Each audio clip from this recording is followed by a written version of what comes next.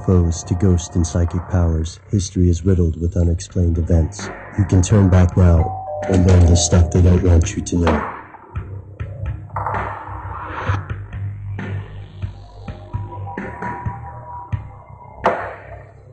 Here are the facts.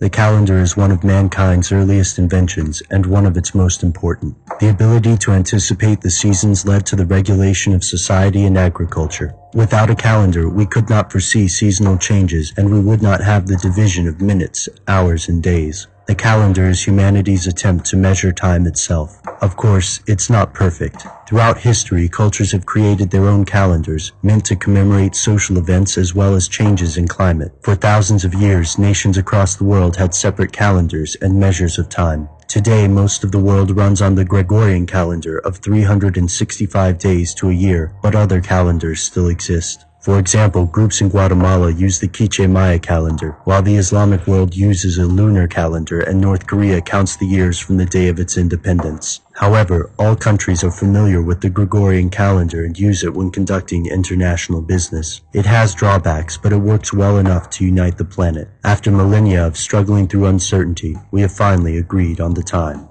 But what if we're wrong? Here's where it gets crazy. Some researchers think the calendar as we know it is off by as much as 3 centuries. That somewhere along the line we became victims of phantom time. To these investigators, the years between about 600 to 900 AD never actually happened. Researchers like Arabadillig and Hans Ulrich Niemitz think this modern age may actually be in the 1700s rather than the 21st century. According to these researchers, the evidence is overwhelming. Let's take a closer look. Even considering we might be 300 years in the past, 600 AD was a long time ago. As a result, physical evidence is hard to come by. To the advocates of phantom time, this evidence is incongruous, unconvincing, and most likely from a different era. They claim the buildings from 600 to 900 AD don't match their contemporaries. Consider the Chapel of Aachen, a building that was allegedly built in 800 AD, but uses an arch that isn't seen on any building until 200 years later, in the 11th century. They believe it is unlikely that someone would build this type of arch independently, and even more unlikely that it would not be seen and mimicked earlier. These theorists also believe that based on the conversion dates of the Gregorian and Julian calendars, Julius Caesar had actually been dead for more than a century when the Julian calendar was introduced. And that's not all. Various prominent historical figures, chief among these being Charlemagne, are said to have been assigned to the wrong time period or made up entirely. The theorists also believe that inefficiencies of dendrochronology, the science of measuring time through tree rings, attributed to this phantom time. To these theorists, the big question isn't if this happened, it's why.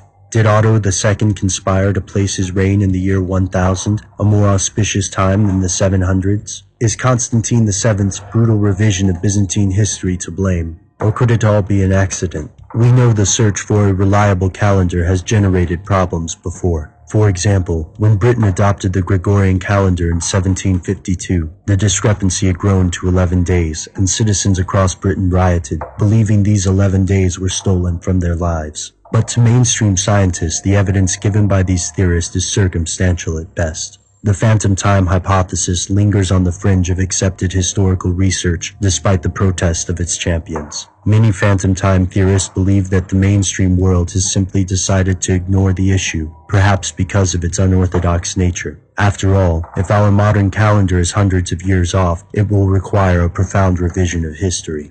Most of the world does not believe there's enough evidence to support the phantom time hypothesis. But what if these theorists are right? Have we been fooled? Have we accidentally made up centuries worth of fiction and confused it with fact? Mainstream science refuses to accept the hypothesis, and most scientists dismiss it entirely. Why? Is it a load of paranoid claptrap? Or is there something they don't want you to know?